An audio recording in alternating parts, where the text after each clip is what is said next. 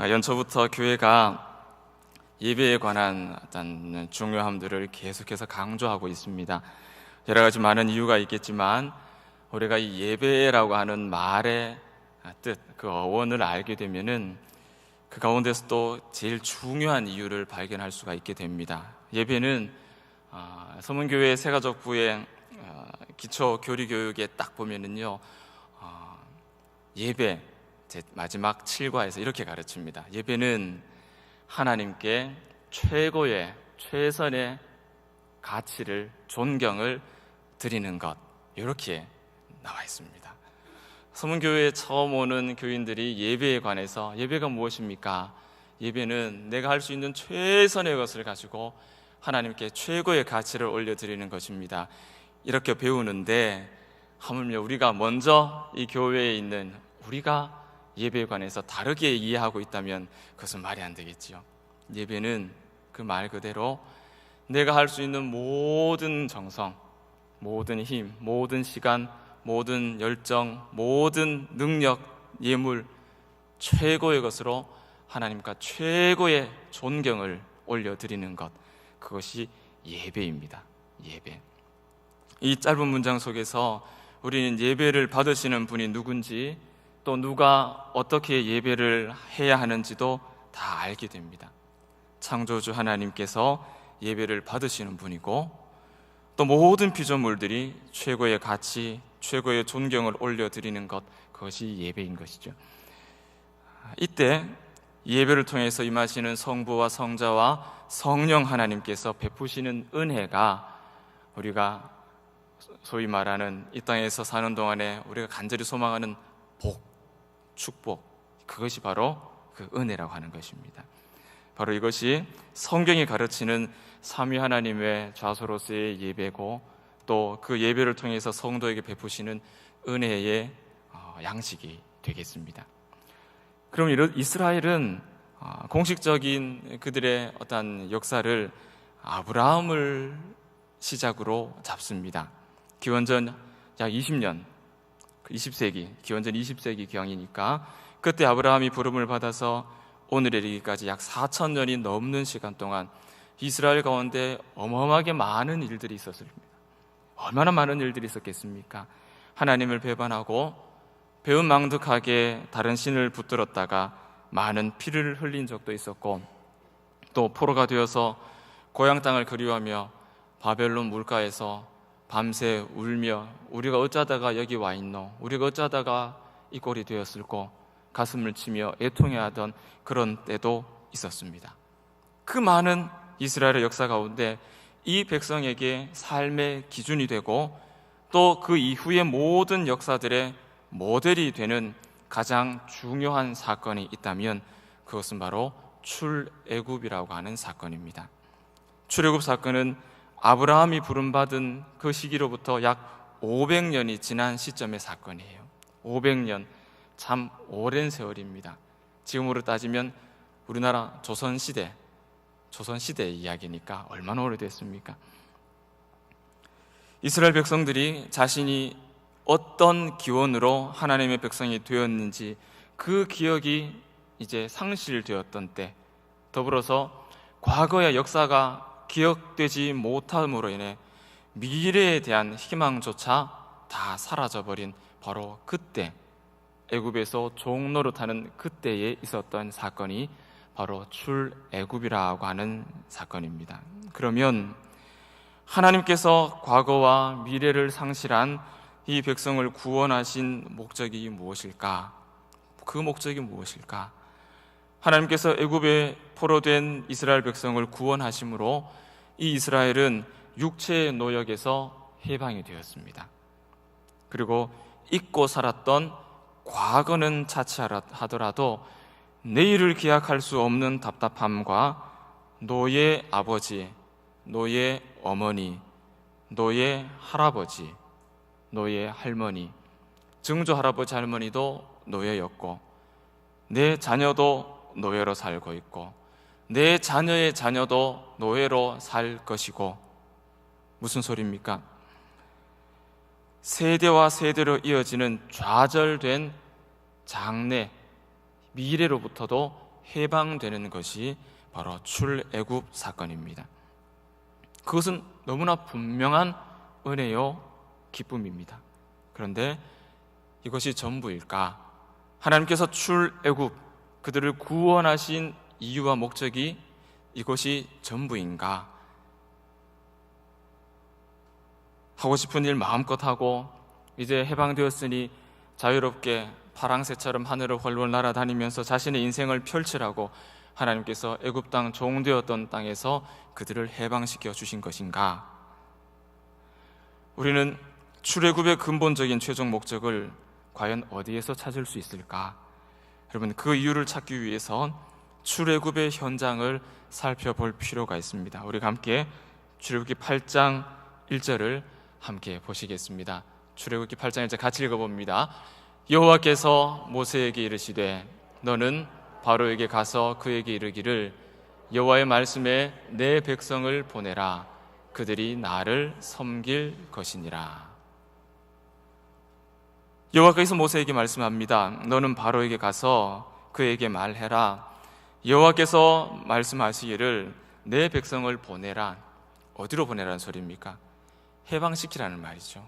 바로에게 이 하나님의 백성 이스라엘을 이제 해방시키라. 그들이 나를 섬길 것이라. 그들이 하나님을 섬길 것이다 라고 말씀합니다. 출애굽의 목적이 이스라엘이 하나님을 섬기는 데 있었다라는 사실이죠. 하나님께서 포로된 백성을 구원하신 궁극적인 목적, 최종적인 목적은 이제 해방됐으니까 너희 원하는 것 살아라, 너희 마음껏 살아라가 아니라, 그것이 최종적인 목적이 아니라 하나님의 백성이 하나님을 예배하는, 하나님을 섬기는 삼위 하나님의 창조의 뜻이 온전히 회복되는 것, 그것이 구원하신 근본적인 목적이라는 사실입니다. 창조 이래에 인간이 죄악의 상태에서 구원의 자리로 옮겨지는 이른바 구원의 서정이라고 하는 그 과정 속에는 일정한 패턴이 있습니다. 예를 들면 이삭이 죄를 범합니다. 하나님이 택하지 않은 아들을 축복하려고 했기 때문이죠. 그래서 야곱이 외숙인 라반의 집에 노예처럼 팔려가서 거기서 죽을 동 살동 일을 하게 됩니다. 이삭의 죄값을 대신 치른 것입니다. 그 결과 온 가족이 구원을 받고 안전하게 고향으로 돌아옵니다. 요셉도 마찬가지입니다. 요셉의 형들이 동생을 팔아먹는 죄를 범합니다. 요셉이 노예로 팔려가서 대신 죄값을 치릅니다. 그 결과 큰 나라의 총리가 되고 온 가족이 살아남게 됩니다. 예수님은 어떻게 했습니까? 예수님의 경우에는 사이즈가 좀 큽니다. 인류의 대표성을 가진 조상 아담이 죄를 범합니다. 이후에 하나님의 백성들이 반복적으로 불순종의 죄를 범합니다. 그래서 예수님이 대신 죄인처럼 십자가에 달려 죽으십니다. 죄값을 대신 치르신 것입니다. 그 결과 아담의 후손인 모든 인류에게 구원의 길이 열리게 됩니다. 출애굽 이전부터 반복되어 왔던 범죄와 대속과 구원의 이 패턴 속에서 지금 저와 여러분도 살아가고 있는 것이죠. 우리도 죄인이었고 예수님의 대속을 통해서 구원을 얻었다는 말입니다. 여러분 아멘이십니까? 그러면 오늘도 범죄와 대속과 구원의 이 패턴 속에서 살아온 우리에게 이와 같은 구원의 은혜를 베푸시는 궁극적이고 최종적인 이유와 목적이 과연 무엇일까? 여러분 머릿속에서 답을 만들려고 하지 말고 내가 그리스도인으로 오늘 하루를 어떻게 살아왔는지를 돌아보는 그리스도인의 자리에서 여러분 답을 찾아보셔야 됩니다. 이와 같은 고민을 하시는 경가는 그리스도인에게 하나님께서는 분명하게 답을 제시하셨습니다. 로마서 12장 1절 말씀에 뭐라고 하는지, 우리에게 있어서 구원의 목적이 무엇인지 함께 우리 살펴보겠습니다. 로마서 12장 1절입니다. 같이 보겠습니다. 로마서 12장, 제가 읽어드리겠습니다.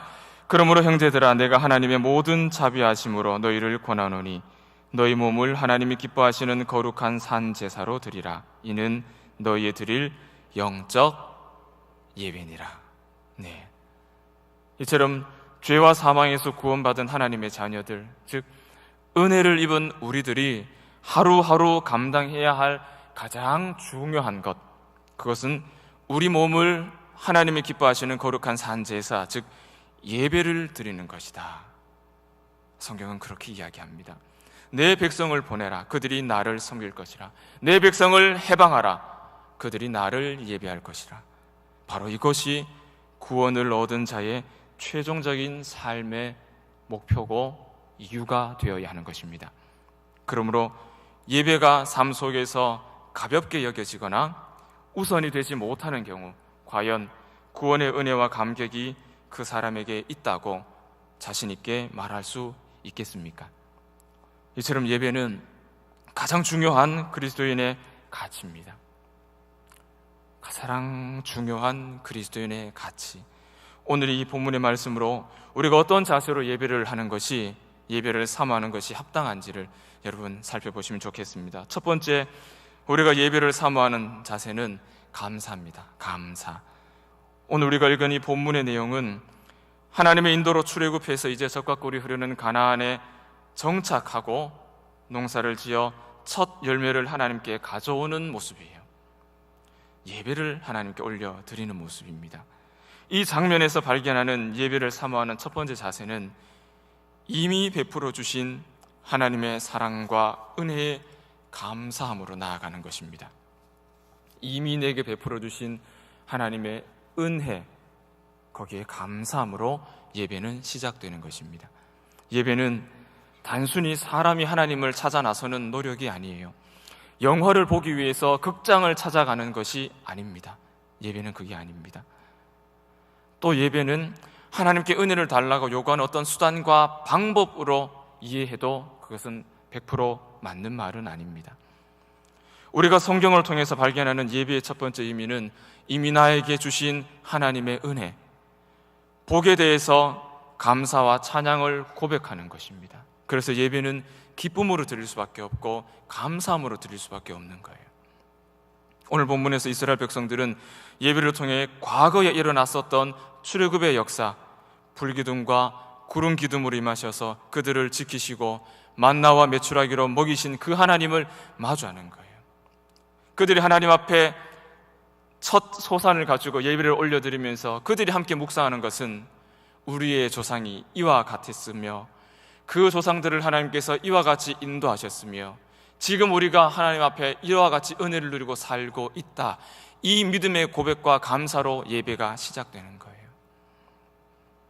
마치 성찬식을 통해서 2000년 전 예수 그리스도께서 십자가에 죽이시기 전에 사랑하는 그의 백성들에게 베푸신 그 은혜, 그 은혜가 성찬식에 그대로 우리에게 적용되어서 영적인 은혜를 경험하는 것처럼 예배라는 것은 출애굽과 같은 거대한 사건이, 그리고 예수 그리스도께서 십자가에서 죽으신 그 위대한 사건이 과거의 한순간에 있었던 추억이 아니라, 지금에는 아무 의미 없는 추억이 아니라 바로 지금 오늘 이곳에서 이 시간 나에게 일어난 사건, 내가 지금 체험하고 있는 믿음의 간증이 되는 것, 그래서 내가 지금 다시 살아나고 삶의 의미를 발견함으로 감사하게 되는 것, 그것이 살아있는 예배, 하나님이 받으시는 예배, 하나님이 기뻐하시는 산 제물의 예배라는 사실입니다.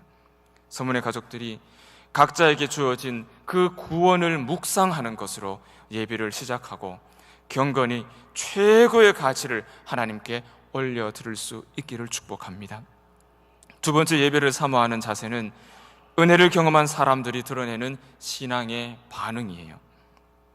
여호수아 24장을 보면 이스라엘 백성이 세겜에 모여서 하나님을 예배하는 장면이 나옵니다.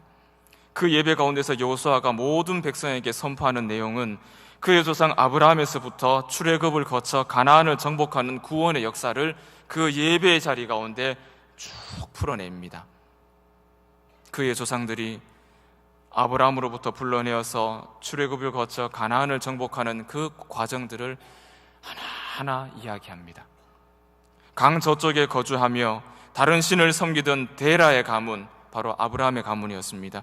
그 가문을 이끌어내신 것, 홍해를 가르신 것, 이스라엘을 구원하시고 뒤쫓아오는 애굽 군대를 홍해로 덮으신 것, 그리고 치열한 정복 전쟁 가운데서 이스라엘을 대신하여 수많은 전투를 행하신 것, 그 믿음의 역사, 그들에게 베풀어 주셨던 하나님의 은혜를 묵상하는 것으로 예배가 시작이 됩니다. 이렇게 하나님께서 베푸신 이 구원의 역사를 기억하는 사람들, 하나님 내게 어떻게 행하셨는지를 먼저 기억하는 사람들, 구원의 역사를 자신의 역사로 고백하는 이스라엘 이 공동체는 어떤 삶을 살겠습니까?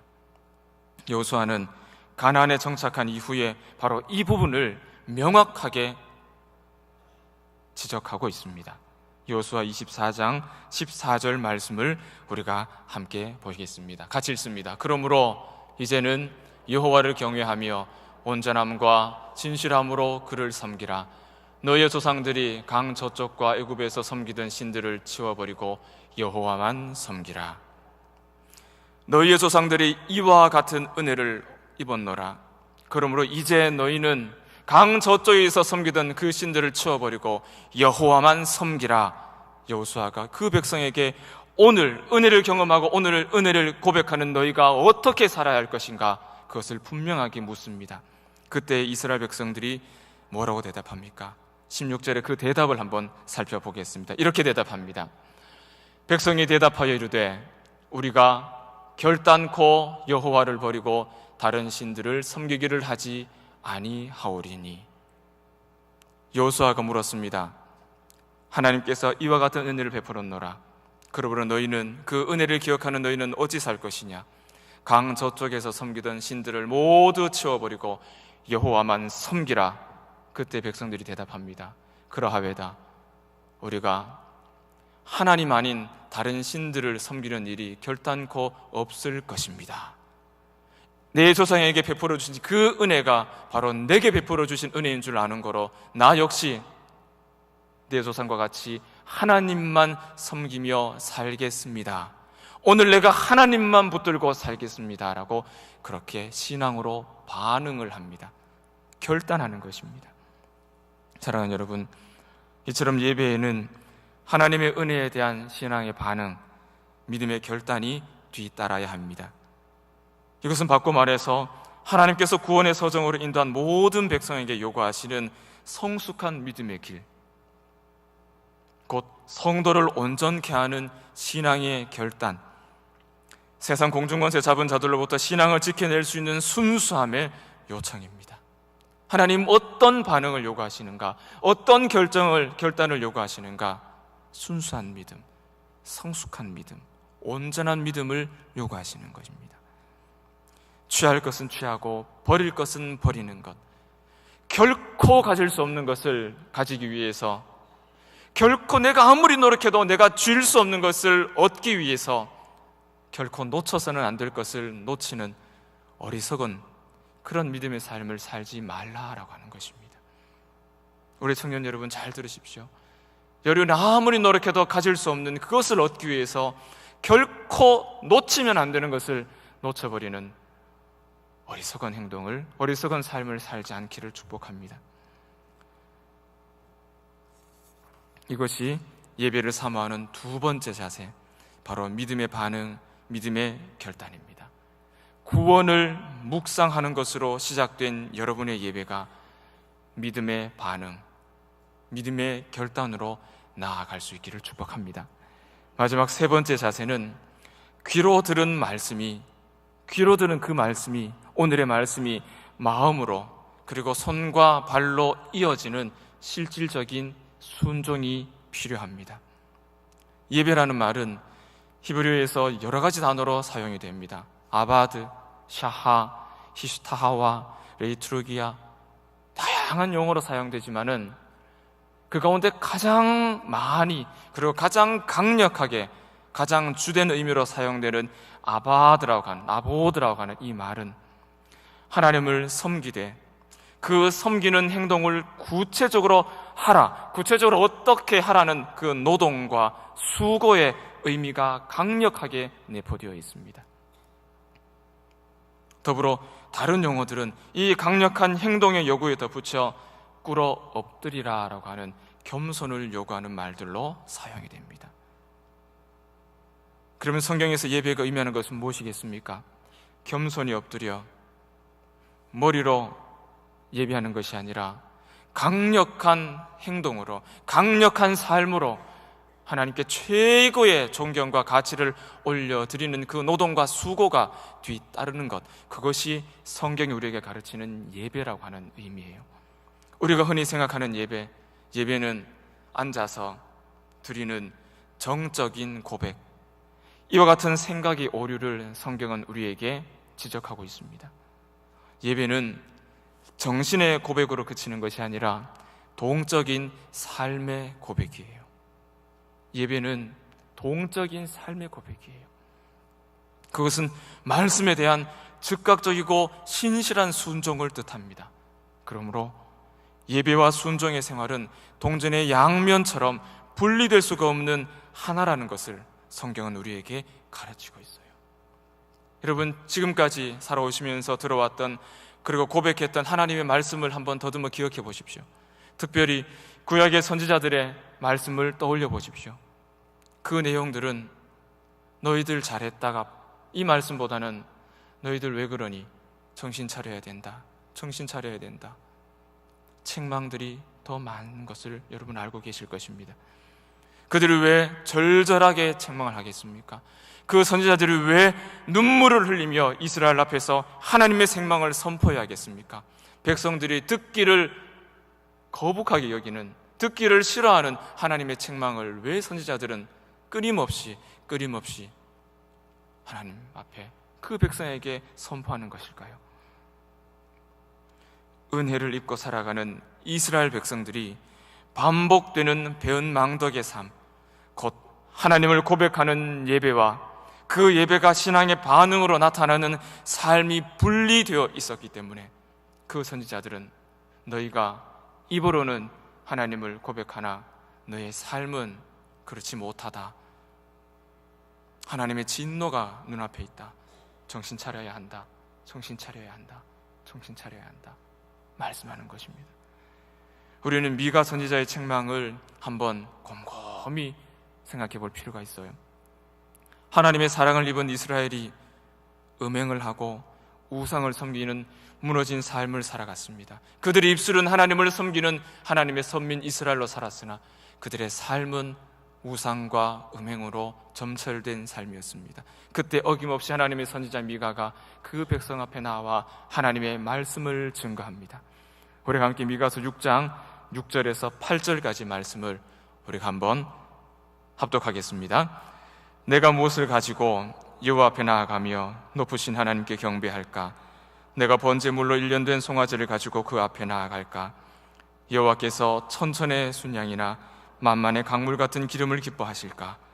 내 허물을 위하여 내 맏아들을, 내 영혼의 죄로 말미암아 내 몸의 열매를 드릴까? 사람아, 주께서 선한 것이 무엇임을 네게 보이셨나니 여호와께서 내게 구하시는 것은 오직 정의를 행하며 인자를 사랑하며 겸손하게 네 하나님과 함께 행하는 것이 아니냐.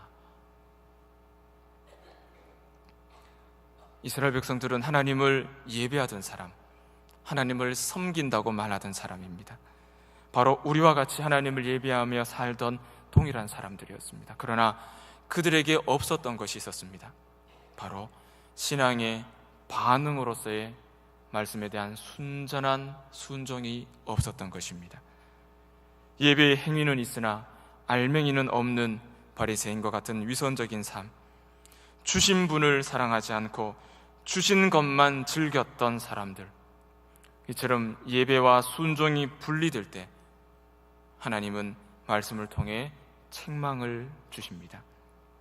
예배와 신앙의 반응으로서의 순종은 분리하여 생각할 수 없는, 행할 수도 없는 하나된 일체의 것이라는 것 꼭 기억하시기 바랍니다.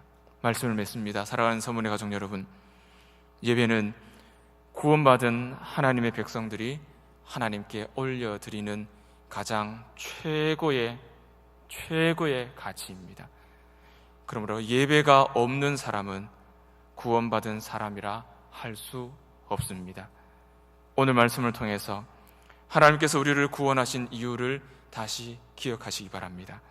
하나님이 우리를 구원하신 이유는 예배하는 백성으로 삼기 위해서입니다. 그 외에 다른 모든 지역적인 이유는 옵션이에요. 하나님이 우리를 구원하신 근본적인 최종의 이유와 목적은 내 백성이 나를 섬길 것이니라. 내 백성을 해방하라. 내 백성을 구원하라. 왜냐하면 내 백성이 나를 섬길 것이기 때문이라. 꼭 기억하십시오. 그러므로 우리에게는 예배를 사모하는 올바른 믿음의 자세가 요구됩니다. 그것이 무엇이었습니까? 첫째는 구원의 은혜에, 내게 이미 베풀어 주신 구원의 은혜에 감사하는 것입니다. 감사로 과거에 베푸신 은혜가 오늘 나의 역사가 되게 하는 것, 과거 내게 베푸신 그 은혜가 오늘 예배에 감동을 가져오는 마중물이 된다는 사실을 꼭 기억하십시오. 두 번째는 그 말씀에 따른 믿음의 반응이 필요합니다. 예배를 통해서 내 안에 모든 썩어 빠져가는 것들이 다 빠져나가고 그 빈자리에 성령의 충만함으로 채워지길 바라는 그 믿음의 반응, 그 결단, 그것이 필요합니다. 마지막은 그 믿음의 반응으로서의 결단이 우리 각자의 실생활에서 즉각적이고 신실하게 순종으로 연결되어야 합니다. 2015년 예배가 어느 때보다 강조되는 이때입니다.